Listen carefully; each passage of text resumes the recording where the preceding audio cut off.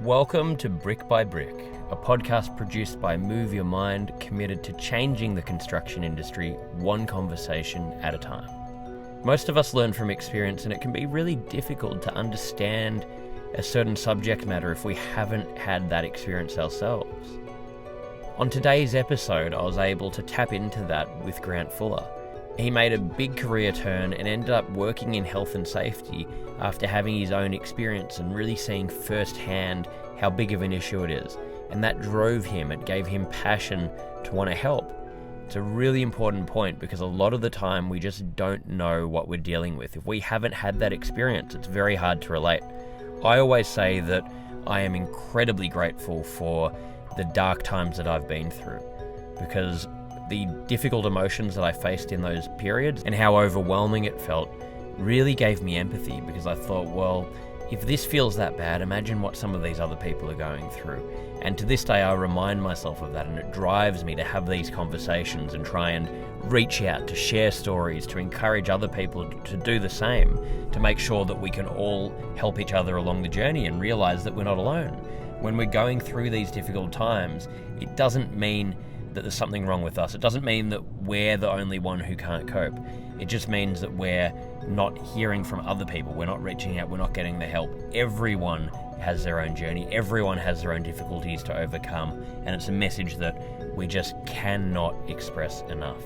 Grant is the Regional Health and Safety Manager for Victoria and Tasmania at McConnell Dowell. I met Grant a couple of weeks ago when I was hosting an event called Wellness in Infrastructure. Grant has been a fundamental part of the movement of changing mental health in construction as a whole. This podcast is proudly sponsored by Lend-Lease, who are committed to changing mental health in the construction industry and have a number of initiatives that they're undertaking. Lend-Lease is committed to the health and safety of its people and those who they work with, and have been acknowledged externally for their focus on providing healthy workplaces. Grant, it's great to see you again. Met you 2 weeks ago coming back to Australia, and really enjoyed hearing you talk, and loved the event that I was able to come and MC, luckily enough, just after getting back from the US. So yeah, really appreciate you in such short notice and with how busy you are, making the time to come and have this conversation. Yeah, no, thanks, Nick. Appreciate the opportunity, and yeah, look forward to sitting down and having a chat with you. For sure, mate, for sure. So are you able to give a bit of a background on yourself, the work you do, and how you wound up being in Melbourne and doing what you now do? Yeah, it's I'll try to go with the short version, but it is a bit of a story that brought me to where I am today. So I'm originally from originally from the States, grew up in Montana, in a place called Big Timber, and it's a very non-populated location of the United States. It's very rural. Grew up on a ranch there. Family lost the ranch at 16, and so I had to look where I was going to go, and I ended up at 17, after high school, flying up to Alaska and jumping on commercial fishing boats. And then I was on commercial fishing boats for the next 7 years until an opportunity came up, mostly due to a girl at the time that didn't want me to go on those fishing boats anymore. And I took an opportunity to go to work for the U.S. Navy as a civilian contractor doing crane rigging on their ship salvage and oil response team. And when I took that role, there was an older fellow there that was the health and safety manager for the base that I was on, and he shortly retired after I'd started. And so they put the hard word on me that was going to be my role now, to be a health and safety manager as well as the crane rigger. And I just laughed at him. I said, "Do you know where I just came from? You know where I'm from growing up, rural areas, not particularly known for being that safe and making those safe choices." And they said, "Oh, we don't really care, you're going." So went into the health and safety program, which is much like your Cert 4 here in Australia, and wasn't looking forward to it at all, to be honest. And it was one of those pin drop moments. I was in the course. They asked all the course attendees to think back on an incident that had occurred in their life that could have been prevented. And to be honest with you, I'd never thought about prevention methods for incidents. I always just thought it was a matter of luck if it occurred or not. And I thought back to a serious incident that happened on one of the boats I was on, and realized that the fellow that was involved with it, which he now lives with the mentality of a 10-year-old due to the traumatic brain injury that he suffered, I realized that he'd been asking the owner of that boat to maintenance that boat on the off season for about 2 seasons in a row. He'd been telling the owner, captain, you need to put money back in this boat, and no money was put back into that boat, and it was actually a block that came out of the rigging and knocked him over the head. And I thought back on that and just went, whoa, it's even called preventative maintenance. It's preventative.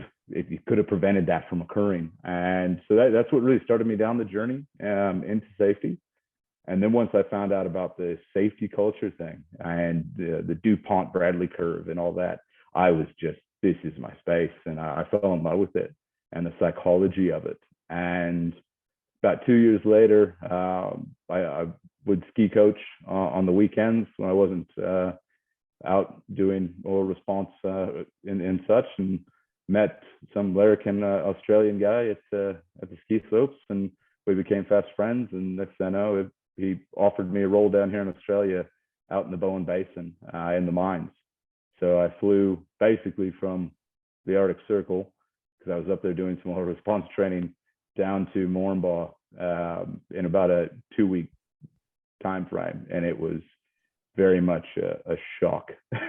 And I asked myself, what are you doing here? But then once again, I just really became more and more engrossed in the health and safety aspect, and just loved it. I loved the rigor that mining took to risk management, and it was a great learning pathway for me to be able to learn about some really great principles that come out of mining.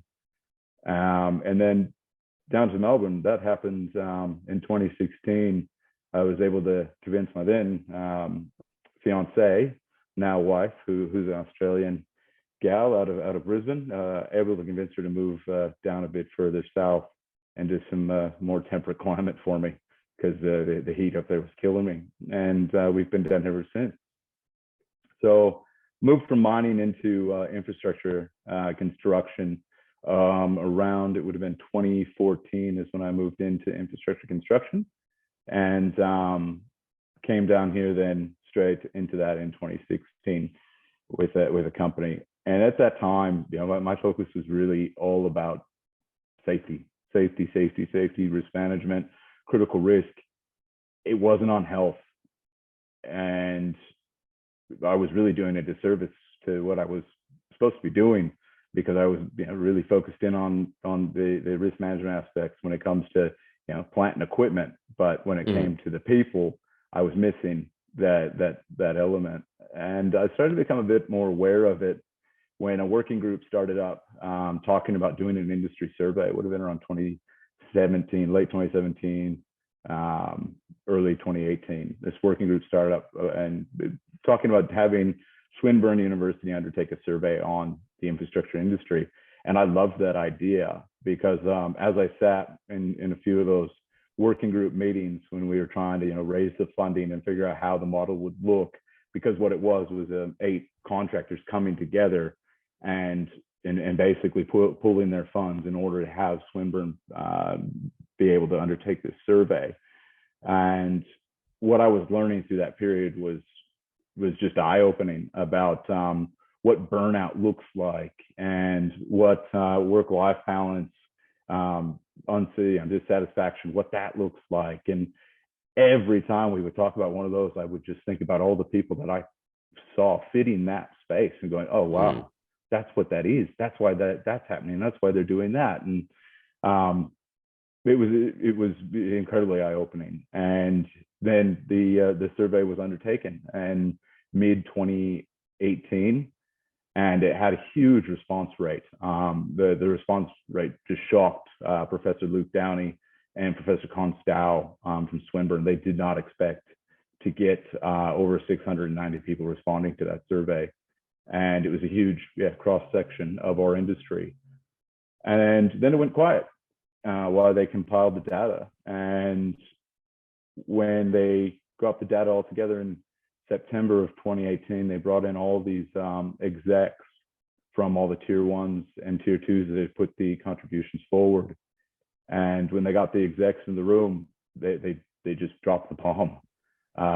They put up the stats, and the jaws dropped, and the room just went silent. And these were all the heavy hitters. I mean, heavy hitters from your Lang O'Rourke's over to your John Hollands, your BMDs, and McConnell Dowell. They were all there, all the managing directors, and everybody just went silent. And I really didn't have a place in the room. I was just sitting quietly in the back corner because I didn't really belong in that room, but I was there because I was part of that working group.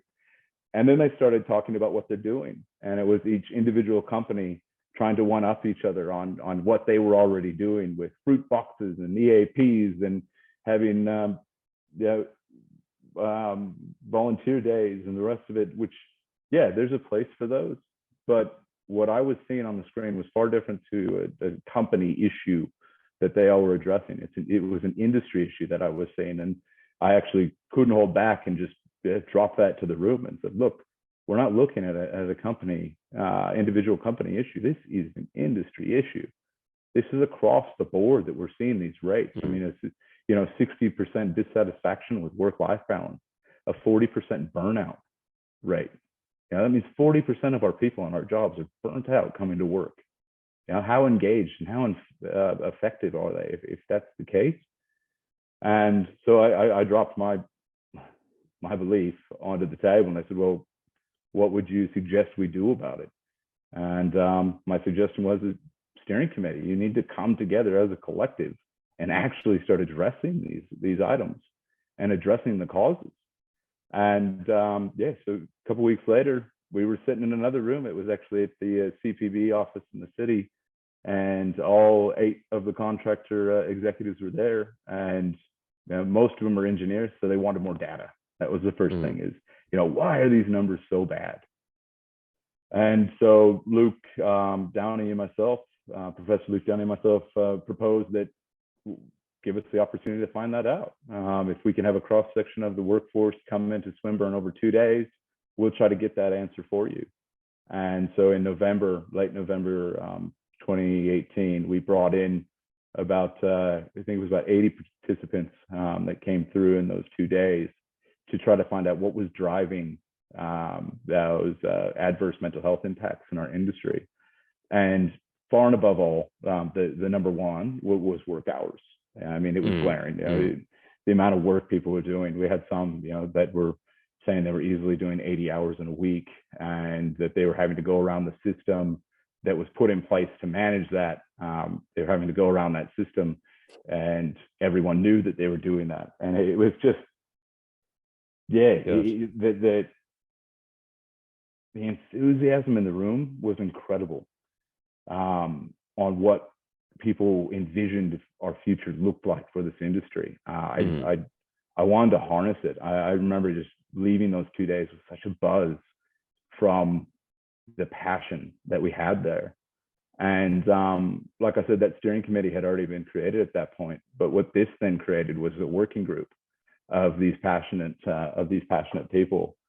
And what the second one we found, sorry, I'll go back to what else we found. So we got hours was the number one impact for the adverse mental health.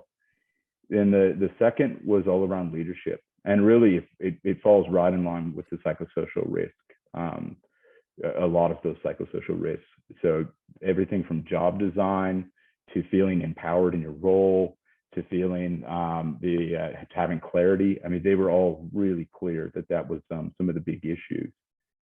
And off the back of that, like I said, that was what spurred the working group. And here we are now, almost 5 years later, full steam ahead. We did the rollout of the mentoring program, as you know, there, Nick, and really appreciate you coming along to that and emceeing for us.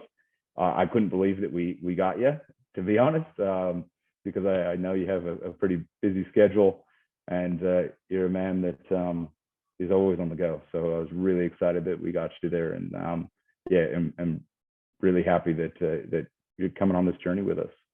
And I appreciate it, and thank you for sharing that. And what a story that's an incredible story, and what I like from your personal story. And I love these kind of. I think in life, it's so great when you've sort of learnt every step of the way, and it's organically built to where you are now, and you gained an interest in this area from the personal experience you had. And I think that's why I'm such a big believer in storytelling and trying to get people to talk about their experiences, because it's really how we learn, how we can how can we understand things like mental health. And what you're talking about there, if we're not having conversations, if we're not hearing about other people's experiences, and these are pretty hard-hitting things, like burnout, what you're talking about, it's crazy. People working 80-hour work weeks. I mean, not many people can handle working that much. It's not good for you, and it's not discussed enough. So it's so important. So I love the story, and it is pretty shocking to hear these different statistics that are happening, and it's really good that it is moving forward, but there's such a long way to go. So I think it's like you're saying, a lot of these companies often will be trying to tick a box and do what they need to do to appease shareholders and look like they're doing the right things, but it's just not enough. And I think that's where the mentoring program is such an amazing initiative. So would you be able to tell me a little bit more about the mentoring program and what that involves? Yeah, so the wellness and infrastructure, as that steering committee and working group has went on to be called, wellness and infrastructure mentoring program is about pairing some of the more senior leaders within our industry with some of the up and coming leaders of our industry to, well, really the number one is to raise awareness around this this topic in our industry. So it's raising awareness, but it's also then a bit about building resilience and different ways of managing that work-life balance. And resilience to me is a bit of a dirty word at times, because it's like, if you can only build resilience, you can handle 80 hours a week. No. There is a place for resilience, yes, but that's not the be all end all. It's a very good point, actually. On how to manage. So I do, I do take it very mindfully when I say that it's to build resilience, because that's not the idea here. To do that, the idea here is to build awareness and to get some of these senior leaders to continue to talk about what needs to be done as an industry and show that we can do it as a collective. Lendlease is proudly sponsoring the Brick by Brick podcast. They're committed to the health and safety of their people and those who they work with, and have been acknowledged externally for their focus on providing healthy workplaces. Lendlease is certified as a global healthy workplace in recognition of their focus on employee health and well-being. The certification was granted by the Global Centre for Healthy Workplaces in October 2017, and in addition, they've won the multinational employer category for the 6 Global Healthy Workplace Awards. At Move Your Mind, we've been fortunate to work with Lendlease for a number of years, and we've seen firsthand that they take this seriously. They're not just trying to tick a box. They genuinely care about making change in the organisation. And further to that, Lendlease are a leader in driving the conversation about mental health on a broad level. They're not just trying to help in their organisation, it's about changing the construction industry and the way we view mental health as a whole. So with the mentors and the mentees, another aspect that they're going to be working on is actually working on themselves and going through some of the program with one of our program partners, Lysandra Consulting. They're going to be looking at their own mental health as well as then the mental health of industry, and looking at different potential programs and positive impacts that we could be making to industry. And that's going to be a big focus of that mentoring program as well. So it's quite exciting that we've got off the ground. The other really great part about this mentoring program is it's open to anyone to apply. I know in the past when I've wanted to be part of something such as a mentoring program, that I've often missed out because it's either through Rhodes Australia, who is very engineer centric, or through Engineers Australia, which is very engineering centric. And so there was never really that availability for me to find those external mentors. Fortunately, I was able to find them through other avenues and have some great ones today. But I think it's a great program to be able to offer to anyone within industry that wants and needs that mentorship. Absolutely. And yeah, it really is a great initiative because, being able to train people up to be able to have these leaders in an organization, able to then be on the ground and have these conversations, it has a ripple effect. And, that's what I've seen being such a big issue where, you can go in and do an awareness session in a company and everyone gets excited and there's great conversation on that day, but then where's the follow-up? And then even if people want to get answers, where do they go? How do they do it? How do you change? And, this is a difficult thing. And I don't think there's a full solution to it, but I think we can really make, big steps to improve it. And, changing these cultures, it takes a lot of effort. It takes a lot of people getting on board. It's like, I look at a company like a microcosm of broader society. It's, changing these embedded cultures. It's a big effort, but we can start making some bigger steps to do it if we want to, try and get that change. Most definitely. And if we can reduce duplication of effort, and that's one of the fundamental, foundational aspects, I should say, of wellness and infrastructure, is try to reduce that duplication of effort. Instead of each company going off and having to trial what works and what doesn't when it comes to delivering on well-being of employees within the industry, sharing that on what's working and what's not, so that we can continually improve on it instead of going back to the drawing board constantly.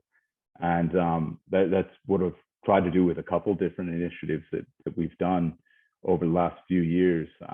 One being the integrated approach to wellness program. The whole idea was that after we were done with that program, that it went back to industry.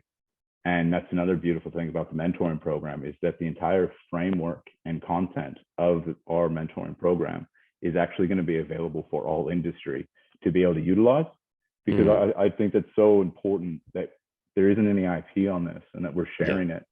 And if it works, share it. So that is a really big passion of mine to continue to do that, and try to get others to do that when it comes to this space. There should be no IP on it. It's about bettering people's lives at the end of the day. It's a great message, because that's the thing, isn't it? It's all about helping people improve their lives. And it's an area we shouldn't be competing in on every level, really. It's like, how do we, and it's a very complicated area. So there's so many parts to the solution, but we're not going to make that big change if we're trying to compete against each other. It's how can we all collectively work together to make that change. So I love that. That's a really important thing. And if you want to compete on it, do it well. Anyone could take that framework, but not everyone's going to be able to get the senior leadership to dedicate the time, the effort, and the involvement that needs to be there. So if you want to compete, just do it well, because if you get mental health right and you get the well-being right, everything else comes. And that's what I realized when it came to safety. I would watch the older school safety guys that would just use the bat approach and just smash people with compliance, and then wonder why when they turned around, the guys or gals went straight back to what they were doing. And didn't worry about it, except for when he or she would come around, they'd put their glasses on, or they'd put the hard hat down, but the minute they'd walk off, it would just go back to we don't care. But if you actually get care and show care, then people are going to choose to do the right thing. You're going to get discretionary effort. And when it comes to safety, my belief is that we've pushed critical risk management and your engineering control and your hierarchy control. We've pushed it to where it's going to get at this moment without bringing our workforce along on that journey. Because if they're not engaged, and this goes for your white collar and blue collar workforce, if they're not engaged and part of something bigger than oneself, where they're doing things for the right reason because they go, you know what, this company is a good company, or that project director or that supervisor is a good person. If they're not doing it for those reasons, then trying to get them to go above and beyond is almost impossible. And it's all about getting people engaged and well. Absolutely. And how do you, have you seen over the last, say, 5+ years a big improvement in mental health in the construction industry? Thank you so much for supporting Move Your Mind. We're expanding the offerings of the organisation, and we're tailoring everything we do to suit you guys and to try and answer to all of your needs and the questions that you send in. The book is available globally. You can find all of the links at nickbracks.com/book. And we've just released the Move Your Mind community. We've currently got a men's community group, a women's community group, a general group. We're going to be loading up other groups, and you can find all of the links at moveyourmind.me. This group's been created based on the needs of what we've heard and learnt throughout running Move Your Mind. And we have live events, we've got courses, we've got huge amounts of value, the ability to share information, share ideas, work in groups together to grow and share your learnings, to learn about different topics. You get email reminders. There's a whole lot of features in there. We're constantly updating it, and we're so excited to share it with you. You can find all of the information about it at moveyourmind.me. Pockets. Yeah, pockets. There's been some pockets of excellence, but overall, unfortunately, I don't think we've really gotten anywhere. And that's hopefully going to be shown. Make another note. Oh, we'll keep that in. Maybe we'll see. We'll decide after. If you're hearing this, we've decided to keep this part in the interview. Yeah, just another package. Look, as far as change, have I seen a change in industry in the last 5 years? I would say the facts say no. Wow. When we started the integrated approach to wellness program on Mordialloc Freeway, we did a benchmark survey at the start of that program, and it was in June of 2020, and those results were exactly the same, if not slightly worse, than the results that came out of the 2018 Swinburne report, and it was done by Luke Downey as well. So same metrics to the T. And the results were slightly worse.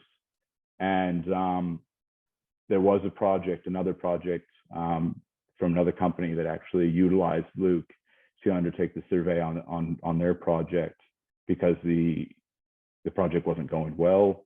There was a lot of strain, financial strain and safety strain on the project, and the results of that were far, far worse than the 2018 or the 2019 baseline survey on Mordialloc. So I would say, unfortunately, with the amount of work on our plates, the resource constraints, and what I'm seeing personally with everyone just looking under the pump, that no, it hasn't. But there's some great work being done. So hopefully, if we were to talk again in a couple of years' time, that will be a different answer. Hopefully, and I appreciate the honesty on that as well. And it's it's interesting because obviously mental health in general has become there's a lot more awareness about it. There's a lot more being done to try and help, but it is interesting that when you dig deeper and you peel back the layers, often it's nowhere near the level of improvement that is conveyed to the public, not just in construction, but anywhere. And I've just found this in the companies that I've spoken in, that I've worked with. It's always surprising to see just how many, issues are still happening, and how many people are even, especially as men, how many people are afraid to even just admit that they might be struggling or show a bit of vulnerability and ask for help, just simple on that sort of, first level of what do I do? Because still these, cultures haven't changed enough. So it's important to talk about. I think it's important that we, raise the awareness about that as well, that we need to do more. We need to look at other ways to solve these problems. We can't just put a band-aid on it. We've got to dig a bit deeper and find, hey, why is this happening? How can we go back to the drawing board and find how do we really create a better system that's going to cater for people's longevity and prevent all these things like burnout and employee turnover and everything else. Yeah, yeah. I couldn't agree more. I would say that in the last 5 years, there's definitely, like you said, there has been an increase in awareness and response, but I don't feel that as of yet that it's hitting. There's some pockets of excellence, but as a whole, it's not hitting, and it will be telling. We're hoping to do another industry-wide survey this year. The steering committee is very keen to go out and to get the funding. So yeah, I'm confident, pretty confident that it will be achieved. And yeah, I'm really interested to see what it will say, especially after COVID, which put strain on everyone, obviously globally, but also with construction, it did add an extra layer of complexity because we were used to continue to drive the economy. So we didn't shut down.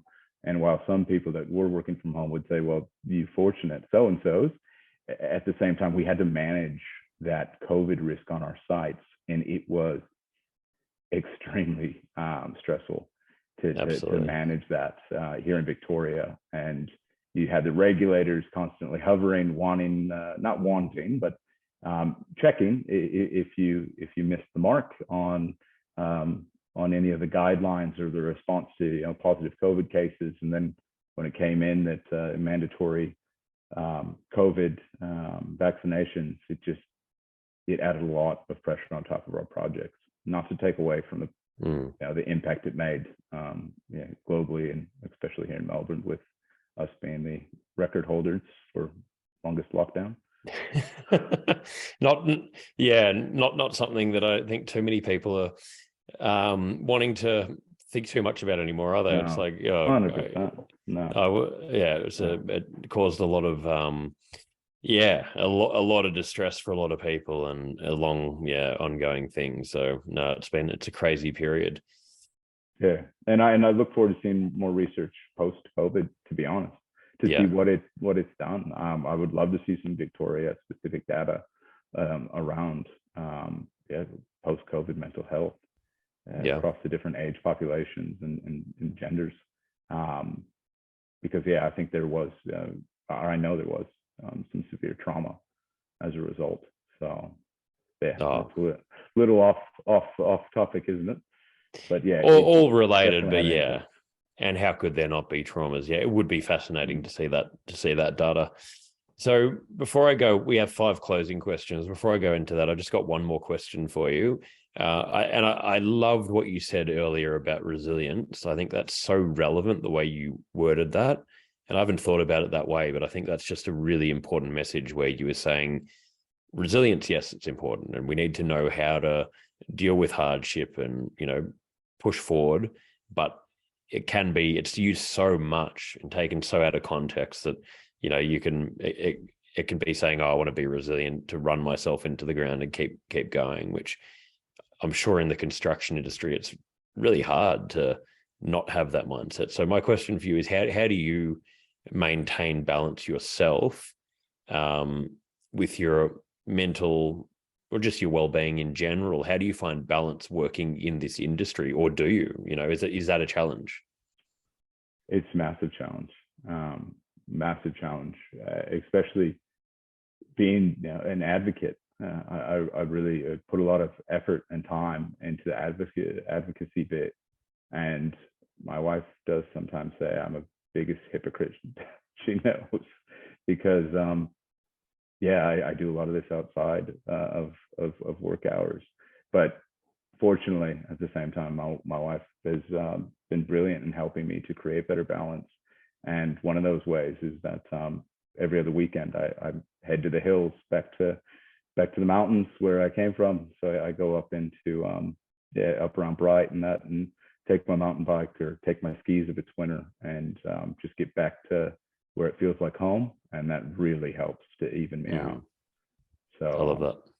It's getting out and just getting away from it and switching the phone off and taking that time out. But it is incredibly hard, and it's so much easier said than done. I wish I was an expert at it. But yeah, it's a work in progress. It's all a work in progress, but I think that time out is critical, like you're saying, especially when we're connected 24/7. And similar for me, I've worked in this area for 12 years now, raising awareness, and often it's, do as I say, not as I do, because I'll be, working around the clock, and I love what I'm doing, but then you can just find it hard to switch off, and there's always something to do. And it's very hard to find that balance. And the same thing with me. My girlfriend is constantly trying to help me recalibrate things and take a bit of pressure off and find how do you balance things out. But it's a work in progress. So no, I really love everything you've brought up here. These final questions, these can be sort of quick answers that come to mind that we just close off every interview with. The first one is, what's your best childhood memory that comes to mind? Oh, yeah. My best childhood memory would have to be a memory with my dad, who passed away when I was young. So fishing with my dad, I would have to say, would be one of my best. I love that. What do you think is the biggest issue in the construction industry at the moment when it comes to mental health? The work hours and pressure of project demands, meeting program and complying with requirements. So it's hours and pressure every day of the week. Yeah, makes sense. Where do you see mental health in the construction industry going in the next 10 years? Do you see more positive than negative? Just in a broad sense, I guess. What direction do you see that going in? Yeah, I see more positive than negative. I see much more innovation coming into the industry, making things more efficient. And also I see more collaboration with government entities to create more time for life on these projects, and put a cap on how long rail occupations will be, which is 24/7 work. For those that don't know what a rail occupation is, it's 24/7 non-stop work for there's been some occupations that have been 100 days plus recently. So imagine being a manager of that job and having that job go 24/7 in a high-risk environment. Wow. When do you switch off? That's crazy. That isn't, it's insane. Well, so I've got two more here. What would you say is the most positive thing about working in the construction industry? Oh, the people, every day of the week. Yeah. There's some brilliant people in this industry. And my greatest, some of my greatest mentors have come out of the people I've met in the industry, and the engineering minds as well. It's incredible to be a part of something, building something that's making a positive impact in people's lives. It's great to be a part of. So and that, when it comes to mental health, it's the same thing. It all comes back to the people. And I think, if we can find that and we can connect and, find that within an organization, it just makes all the difference. So so important. So final question here for you. What's your personal definition of happiness? Balance. Yeah, my personal definition is just about having that right balance and feeling on top of things. I constantly feel like I'm a bit behind and chasing it. So just feeling balanced and on top of things. Yeah. I think it's a great answer. Well, Grant, thank you so much for making the time. I've learned personally just from having this chat with you. I've learned a lot and love the work you're doing. Love what you stand for. You seem like a very genuine guy, and you're doing amazing things in the industry. So thank you for making the time. I'm so glad we got to connect and have this chat. And thank you again. Thank you, Nick. I really appreciate it, and look forward to continuing on with the work we're doing. So. Absolutely. Thank you so much. Cheers, man. Thanks to Grant Fuller for joining me today for Move Your Mind.